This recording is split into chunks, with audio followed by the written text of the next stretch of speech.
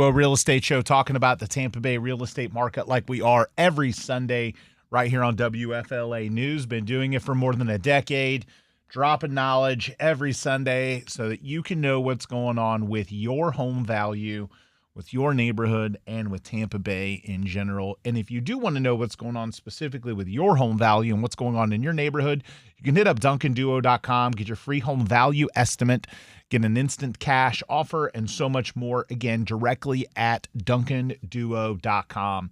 So we've talked a lot on the show about the storms. The last couple of months, it's pretty much been the ongoing topic of Tampa Bay.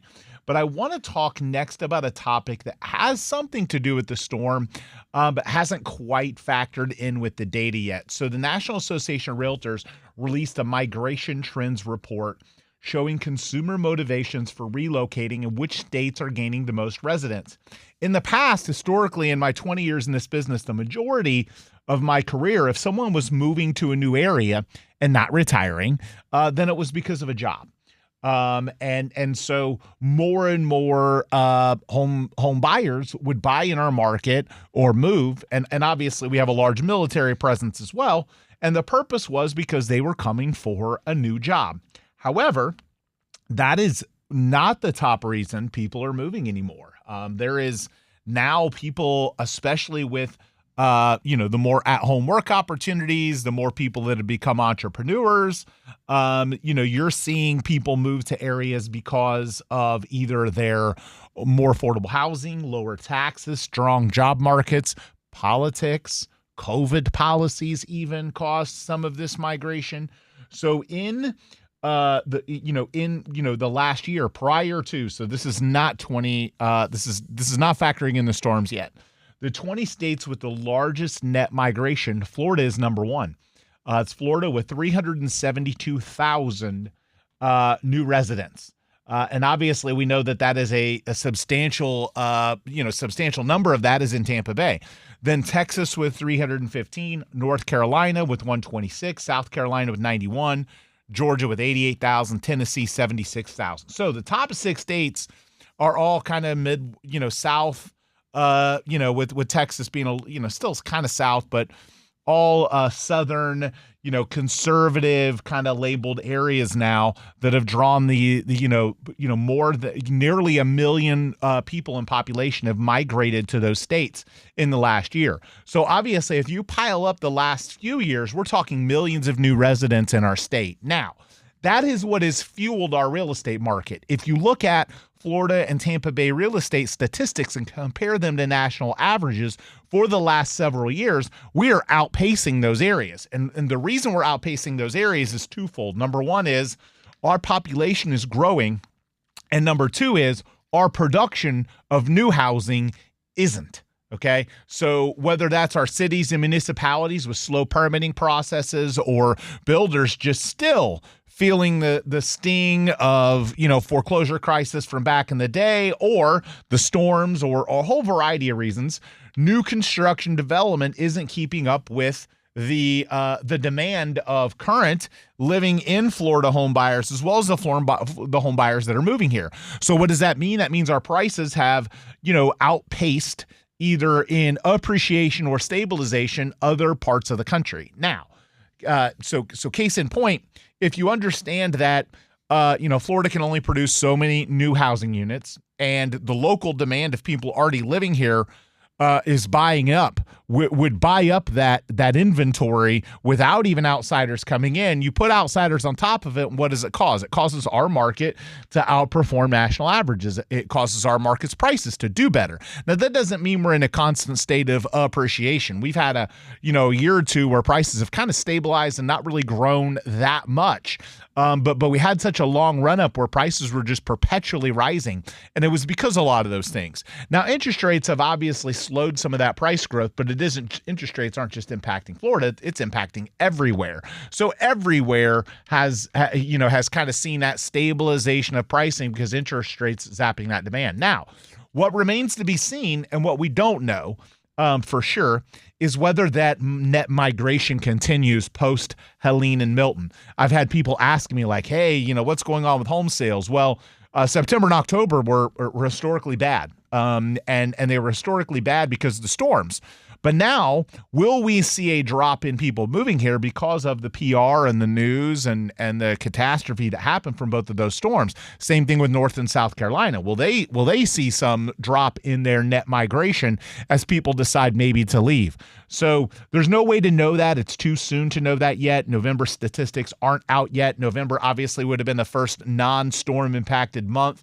It'll be interesting to see how we fare. The holidays are typically not a big time for buyers and sellers to be out transacting. They're typically, for the most part, if someone isn't under contract already, they're likely looking next year to close next year. Closing by this point, with a few weeks left in the year would be problematic. Not impossible, but just not likely, and we're not likely to see a huge wave of that.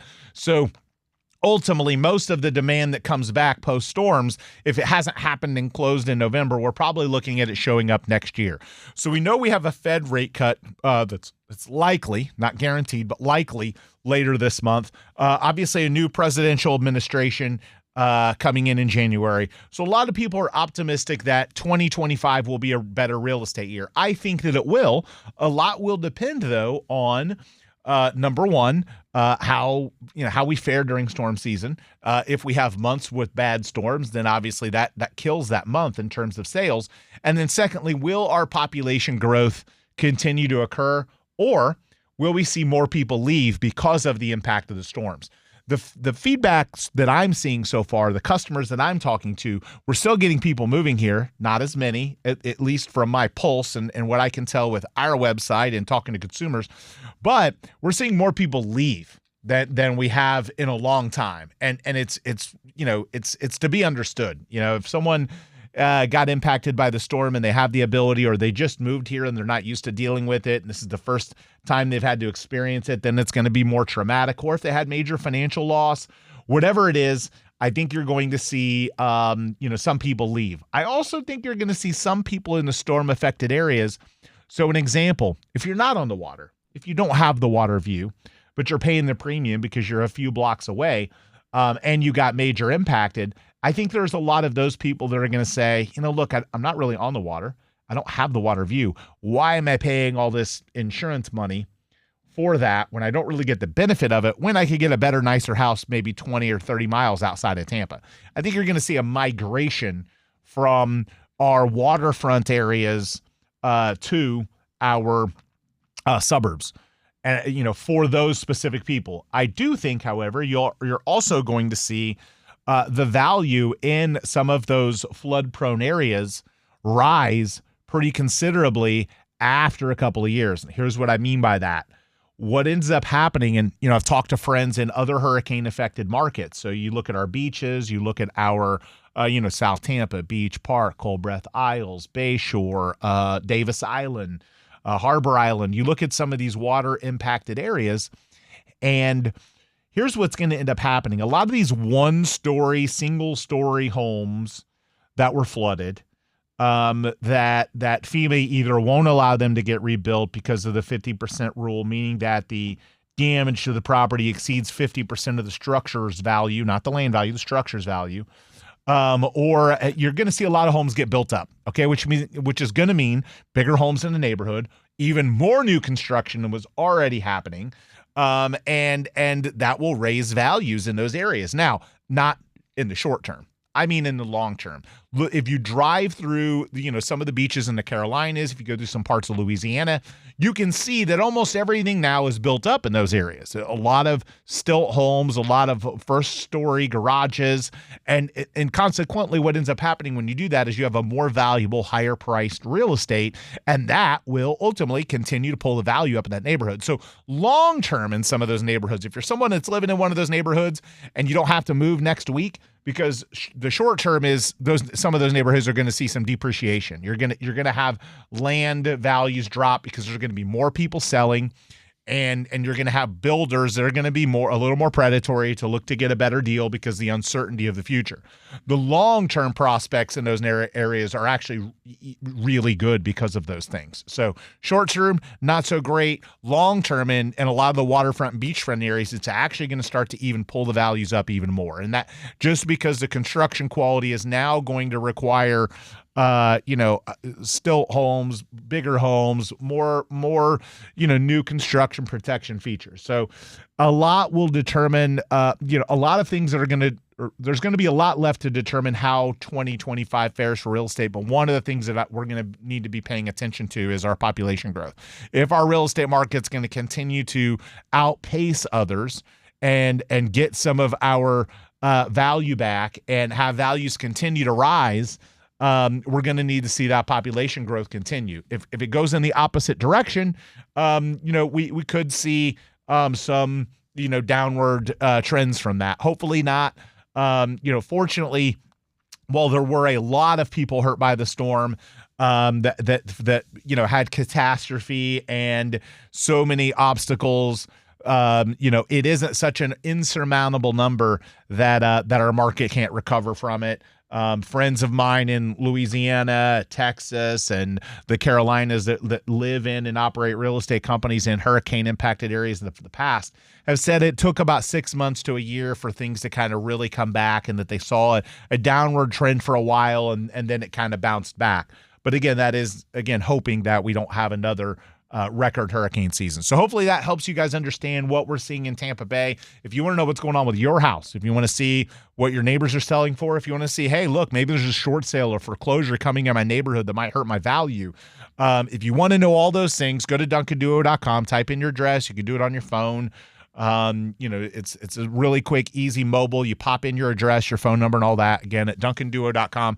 We're going to be back. We're going to continue our conversation about all things real estate. But when we aren't on air, make sure to follow us at The Duncan Duo, Twitter, Instagram, YouTube, TikTok, Facebook, all the social medias at The Duncan Duo for all of your online real estate information needs and updates. Again, at The Duncan Duo. We'll be back after a quick break here on WFLA News.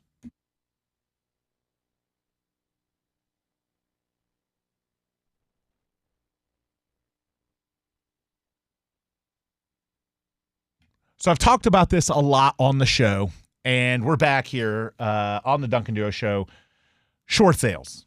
And I want to talk to our audience about short sales because there's some uncertainty and some miscommunication about short sales out in the marketplace. And I want consumers both that are looking to buy property that is listed as a short sale to understand this. And I want consumers that are thinking about doing a short sale.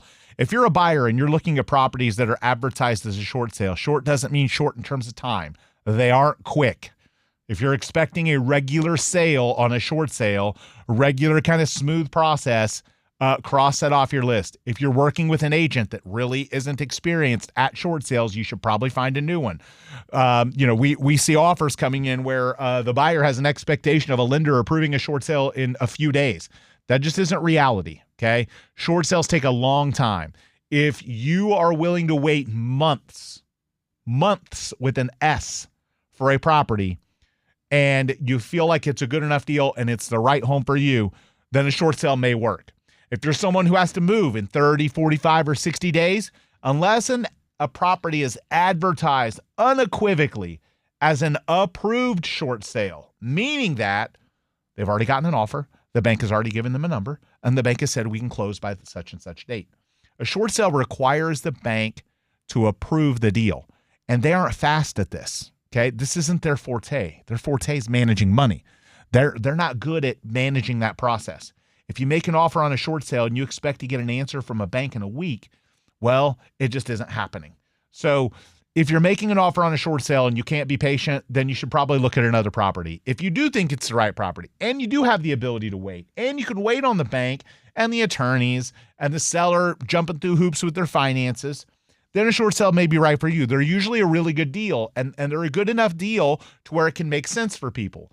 But if you're a buyer and you're buying a short sale and you're not being guided with this information, you may not have the right agent. You may have an agent that isn't quite understanding the process and hasn't educated you properly, because a short sale is complicated. You're talking about a seller that hasn't paid their mortgage and is behind, and or doesn't have equity and doesn't have the ability to pay the difference. They owe more on the home than it is worth, and they're seeking the bank to forgive that difference. The bank is going to want to see all their financial documents. They're going to want to do research. They're going to want to do all these things. The sellers also don't have money. So if they don't have money to pay their mortgage, they don't have money to make repairs. You're buying the home strictly as is. If you want the seller to make repairs on a short sale, forget it. It's just not happening. So you need to be someone that either is capable of making repairs, is buying cash, can make the repairs, or can accept the property with certain condition issues. And again, the price is usually reflective of that. But short sales are not foreclosures, okay? The bank doesn't own the property. The bank just has to forgive the amount of debt that the seller is asking to be forgiven to allow the sale to happen. And there's usually a lot of going back and forth that happens between the seller and a bank. Sometimes there's attorneys involved. But in reality, short sales aren't fast. If you're a buyer and you don't have time to wait, then a short sale isn't the right one for you. If you're pressing after a few days, wanting to know if there's an answer, you're basically like the kid in the back seat asking your parents if you're there yet. Okay, if you can't wait on a short sale, then it ain't the right one for you, okay? They take a long time. They're complicated. There's a lot of hoops to jump through. Banks aren't set up, no matter what, they're not set up to handle them smoothly. I've done hundreds of them through the years, and it doesn't matter. Even sometimes when they're approved, you end up running into obstacles. They are a very problematic transaction with a lot of hoops to jump through that doesn't go smoothly. If that isn't your cup of tea as a buyer, then a short sale isn't for you. And if you're a seller, if you're someone that's behind on your mortgage, if you've missed payments, or you know that the value in your neighborhood has been dropped, whether it's storm related, whatever it is, if you're someone that's looking to avoid foreclosure and do a short sale, we'd love the opportunity to help you. There are a lot of paths out there that you can go. We can give you the right advice to help you find another property as well. But a short sale is not for the faint of heart. There are a lot of agents out there that don't understand how to do them and waste a bunch of time and energy because they're giving their clients bad advice. We've done hundreds of them through the years. I've done hundreds of them in a year before. So if you're looking for an agent to help you and you're behind on your mortgage or you don't have equity, we would love the opportunity to help you with that. Our services are not at a cost to you. We ask the bank to cover our fees and the amount of money that they forgive between what is owed and what it's worth. And they're willing to pay commissions because they would pay them if they ended up listing the property as a foreclosure. So if you're someone that needs a short sale, please don't just pick the agent, some agent that you know has only been an agent a few years or some uncle's brother's cousin's friend. Like, please make sure to do your research. If you're listening to this show and you've heard me for years talk about how much of an expert we are and how we've sold billions of dollars in real estate, please let us help you. DuncanDuo.com. Fill out the address. When we reach out, just tell us you're looking at doing a short sale and we'll guide you in the right direction. We won't judge you. We won't, again, that's not our place. Our place is to help you. And there's a lot of people out there right now, unfortunately, that do need help, that need help getting to their next step. They've kind of thrown their hands up in the air, and it's typically better than going all the way to foreclosure when you do a short sale. So if that's you, again, hit us up at DuncanDuo.com or call or text us at 813-359-8990 for information on helping you do a short sale on your property. So we'll be back, continue our conversation after a quick break here on WFLA News.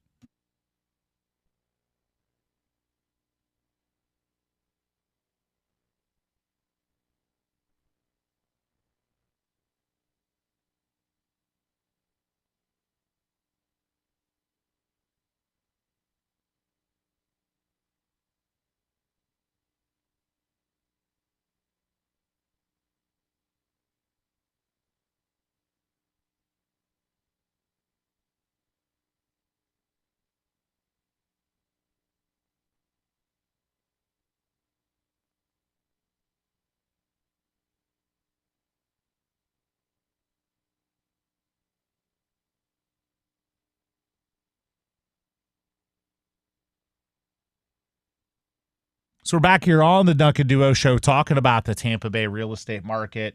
And I have a featured property to talk about today. And if you want your property featured on our radio show to our conservative audience that listens to us every Sunday right here on WFLA News, make sure to hit us up at DuncanDuo.com. We feature properties every week. You get our properties extra exposure, more exposure, and exposure that other agents can't compete with right here on a radio show and an audience that we've been talking to for more than a decade. So DuncanDuo.com, if you're thinking about selling and want your property featured on our radio show, just mention that to our agent that reaches out to you.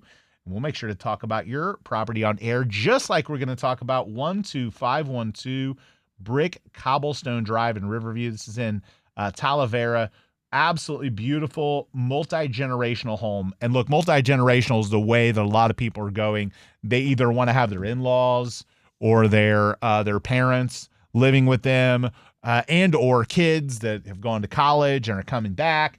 And so this property is a 4-bedroom, 3-bath, just short of 2,800 square feet, 3-car garage, 550,000 on a corner lot, meticulously maintained home, white shaker cabinets, stainless appliances, abundant storage, perfect for both family and entertaining in a charming community.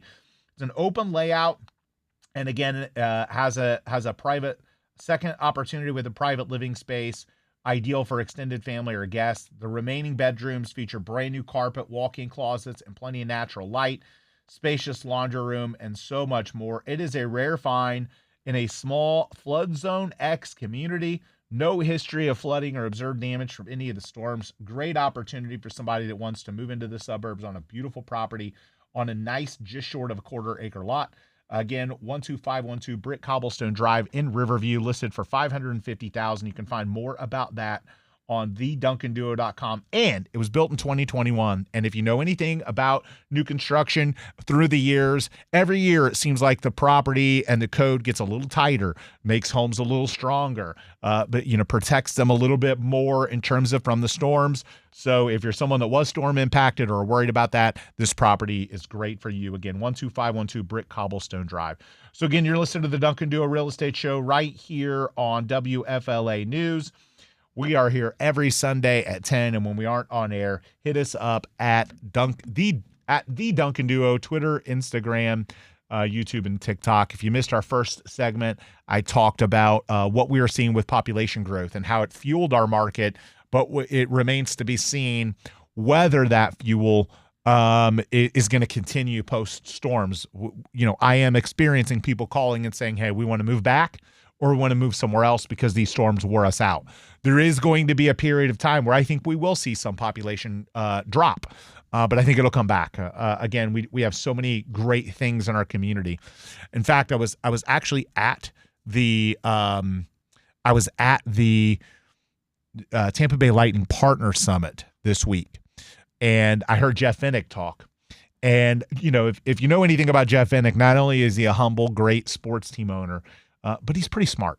He's done some pretty incredible things with downtown real estate development, with the Lightning. He pays attention to a lot of data. He's a very data-driven guy.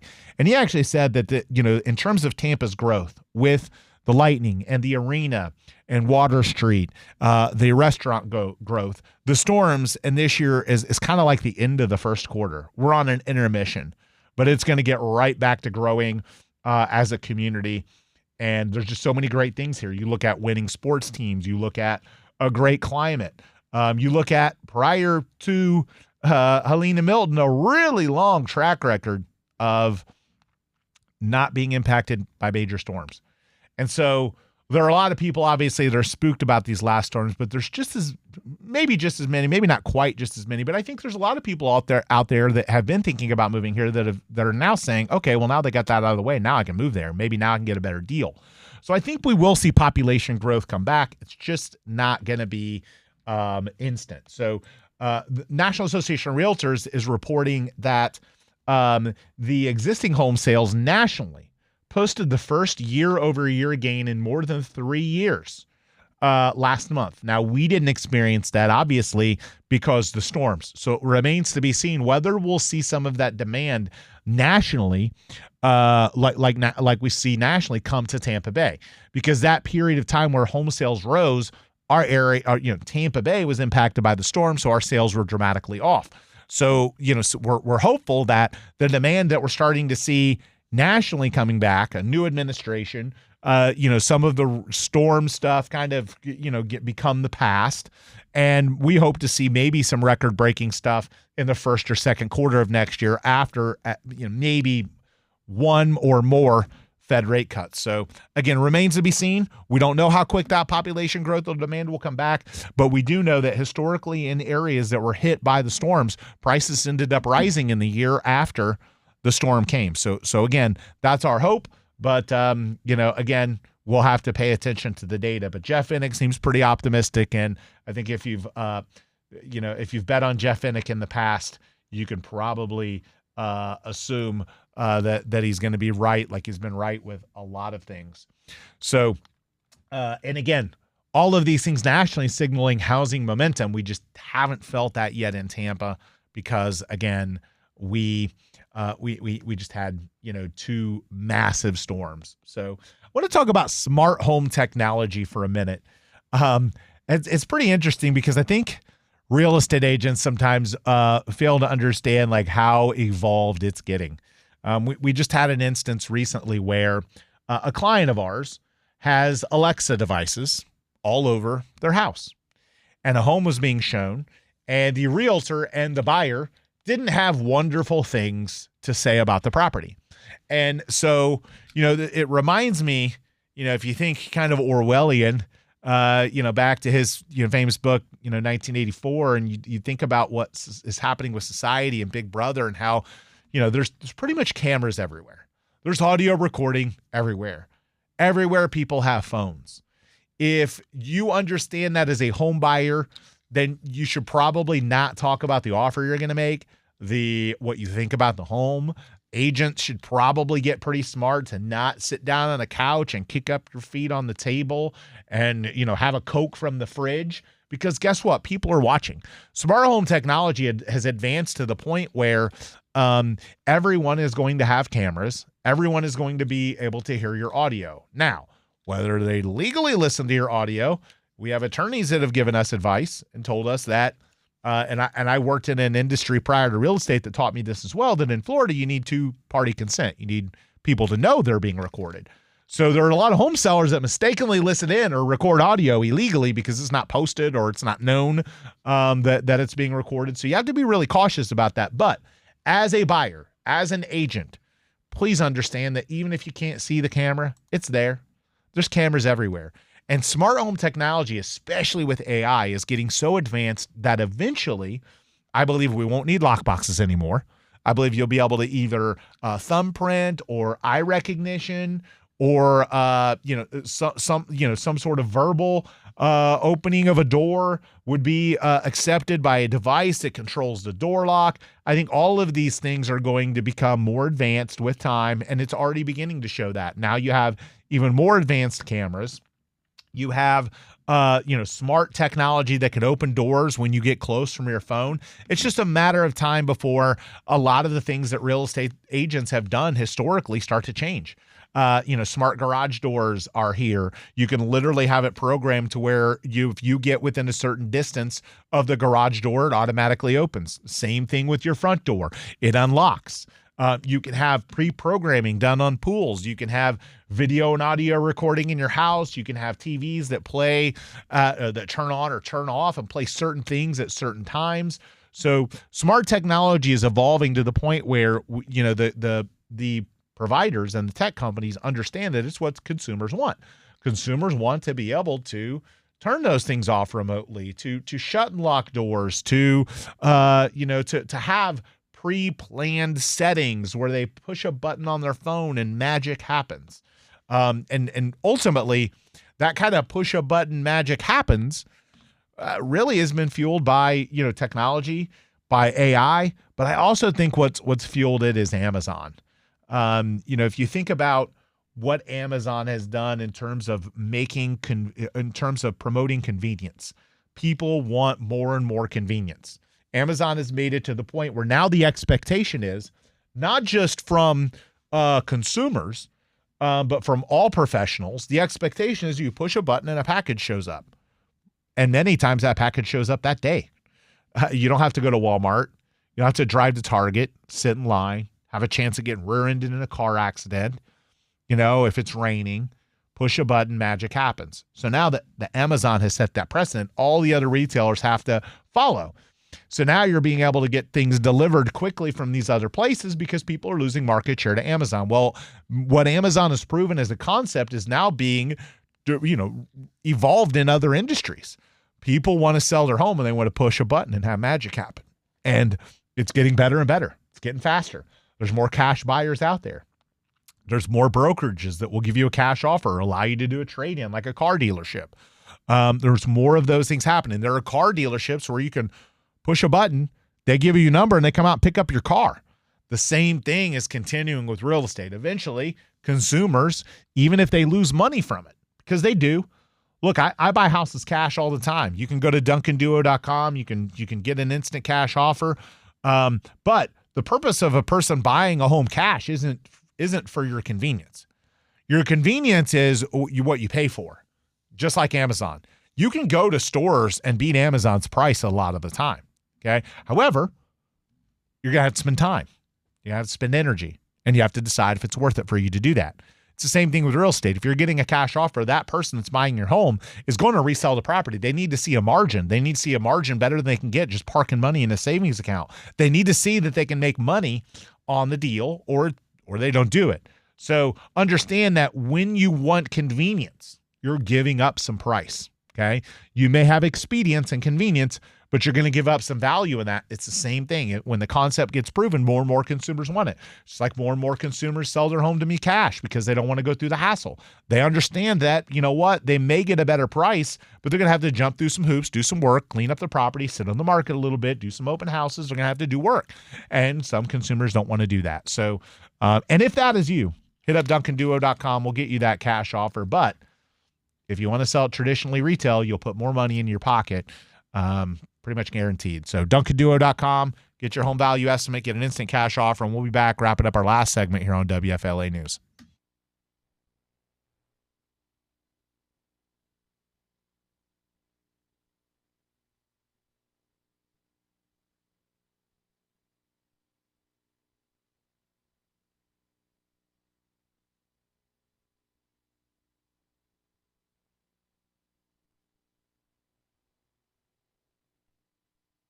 So we're back here on the Duncan Duo Show talking about the Tampa Bay real estate market, and I've got another featured property for you. Look, if you're someone that wants to get out of, the hustle and bustle and the everything going on in Tampa Bay, and you want to live out in the sticks a little bit, live in the burbs, 22 Whitewood Court in Homosassa. This is in Sugar Mill Woods in Cypress Village. It is a 3-bed, 4-bath. However, multiple office, open living area opportunities if you needed more bedrooms, 3,500 square feet, brand new home in a wonderful community, built in April 24 on a 0.2 acre lot. Impressive builder upgrades, modern finishes, kind of the best blend of urban and rural in this property. Multi-generational living with a mother-in-law suite, no observed damage from either hurricane. Tranquil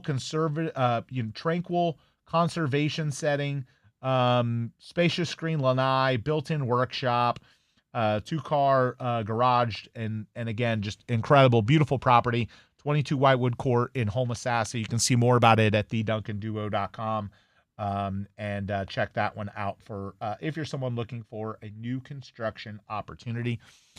And when we aren't on air, again, hit us up at The Duncan Duo on Twitter, Instagram, YouTube, TikTok, and Facebook. I talked in our prior segments, I talked about short sales, both from a buyer and seller and agent perspective. Talked today about the migration of population that we're seeing or not seeing post Helene and Milton. And I talked a little bit about what I expect to see in the real estate market, some stuff I learned from Jeff Innick this week at the Lightning Partner Summit. But the last thing I want to talk about today are holiday decorations. And I talk about this kind of every holiday season because I think I still see people making the mistake, of over decorating. And when you're selling your home, you have to understand that you want to be like a model home, okay? New construction builders have figured this out. They understand that when you walk into a property, you want to feel like you could live there. It needs to be a neutral experience. It needs to be clean, nice decor, nice furnishings. It needs to be all of those things. So if you don't have all of those things in your home, you're going to miss out on opportunities or maybe not meet the buyer's expectations. So if your home is overly decorated, it's hard for a consumer to feel like they could live in it. it's too personalized. Okay. Now, that doesn't mean you can't put up a Christmas tree or show off your Christianity or your belief system. It just means you have to be really cautious to not overdo it. Now, my general recommendation is to not do it at all, or to do it for a really short period of time so that you don't deter home buyers. Because let's face it, there are home buyers that have enough money to buy your house that may not believe in Christmas. They may have a completely different religious belief system, may even get offended. And if you're okay with that, then terrific. But you just understand you may alienate some buyers, and you may cause some buyers not to be able to see themselves living in it. The more personalized the home is, and with Christmas, we know there's a lot of personalized decorations. You've got your family photos, you've got Christmas ornaments, you've got stocking names. When people see that, they have a hard time emotionally attaching to a property because it's so labeled as yours. They want to be able to see it as theirs. And if they can't see it as theirs because it's so overly decorated, then they may end up passing on your home. So if your goal is selling your home this holiday season, tone down your decorations as much as you possibly can, even if that means toning them down to zero, so that consumers can, or doing it for a very short period of time, so the consumers can emotionally attach to the home. If that doesn't happen, then they could click, next. The other thing is taking photos of homes this time of year. You shouldn't have your decorations up, or you should take them down for the photos. Imagine somebody seeing a property in February, and even though the property's been on the market and they can see it's been on the market for a few months, it's clear from the photos. A lot of people don't even look at the text. They don't even read the descriptions. They don't read the days on market. They look only at the photos. You date the property and tell the customer that it's been on the market a long time if your photos in February have your Christmas tree in them. So please, please, please, if you're going to put your house on the market, take the Christmas things down, wait till after they're down, or, wait, do the photos and then put them up for a short, brief period of time, but be very, like I said, don't overdo it. This is a time when you can cause your home not to sell this time of year, because consumers, when they're looking to buy a home, they're not looking for they're not looking to go to a Christmas party. They're looking to decide if this is going to be the home for them for the next several years, not just for that Christmas. So hopefully that makes sense. And when we aren't on air, at the Duncan Duo, all of our socials, DuncanDuo.com. If you need an instant cash offer, if you need a short sale, if you want to know the value of your home, our professionals will reach out to you, talk to you through the process to help you understand what to get you to your next step and what your goal is. Whether your goal is avoiding foreclosure, or whether your goal is just a cash offer, whether your goal is selling it traditionally, putting the most money in your pocket, we're going to help you understand that, give you the data to help you make the best decision and get on to your next step. And you can do that at DuncanDuo.com. So we appreciate you tuning in, and have an awesome rest of your weekend, Tampa Bay. We'll be here next Sunday at 10. And thanks so much for tuning in.